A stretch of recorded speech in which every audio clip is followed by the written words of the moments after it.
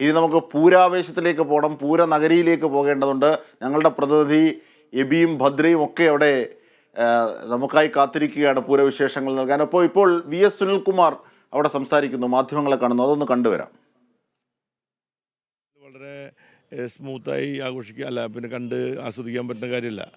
നമ്മളിത്തിരി മെനക്കെട്ടാൽ മാത്രമേ അതിൻ്റെ സൗന്ദര്യം, അതിൻ്റെ ഗാംഭീര്യം, അതിൻ്റെ വർണ്ണവിസ്മയമൊക്കെ നമുക്ക് കാണാം. അതാണല്ലോ തൃശ്ശൂർ പൂരം.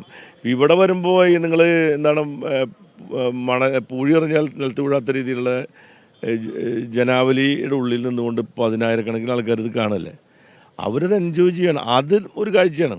ഏത് തൃശ്ശൂർ പൂരത്തിൻ്റെ ഈ ഒരു ക്ലാസിക്കൽ ഡിസൈനിൻ്റെ ഭാഗമായിട്ടുള്ള ഇവൻസുകൾ മാത്രമല്ല, ആ പൂരത്തിൻ്റെ കാഴ്ചകൾ എന്ന് പറഞ്ഞാൽ ഇവിടെ ബലൂൺ കച്ചവടക്കാർ മുതൽ നമ്മൾ മറ്റൊരു പൂരപ്പറമ്പിലും കാണാൻ പറ്റാത്ത തരത്തിലുള്ള ഒരുപാട് കാര്യങ്ങൾ കൂടി ചേരുമ്പോഴാണ് തൃശ്ശൂർ പൂരം ഗംഭീരാവുക.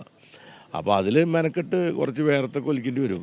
അല്ല അതാണ് അത്, ഇത്തവണ അത് പറ്റത്തില്ലല്ലോ. അങ്ങനെ ഒരു പ്രശ്നമില്ല. ഇത്തവണ ഞാൻ അതിൽ പൂരത്തിൻ്റെ ഭാഗമായിട്ടുണ്ടാവും, എല്ലാ പരിപാടികളിലും ഉണ്ടാവും, അതൊന്നും മാറ്റില്ല.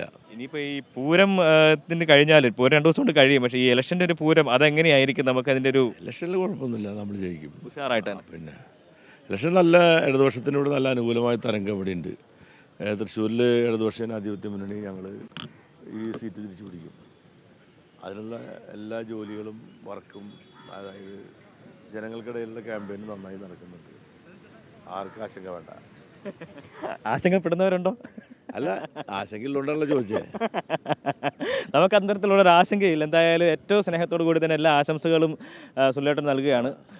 എന്തായാലും ഇനിയിപ്പോൾ നാളെയും നമ്മളിവിടെ തന്നെ ഉണ്ടാവും. അപ്പോൾ ആ സമയത്ത് നമുക്ക് ഉഷാറായിട്ട് തന്നെ രാവിലെ മഠത്തിൽ വരവിൽ വെച്ച് കാണാം. ഓക്കെ. അപ്പോൾ എന്തായാലും തൃശ്ശൂർ പൂരം അതിൻ്റെ ആവേശത്തിൽ ഞങ്ങൾ കാണുകയായിരുന്നു. VS സുനിൽകുമാർ നമ്മളോട് പങ്കുവച്ച കാര്യങ്ങൾ.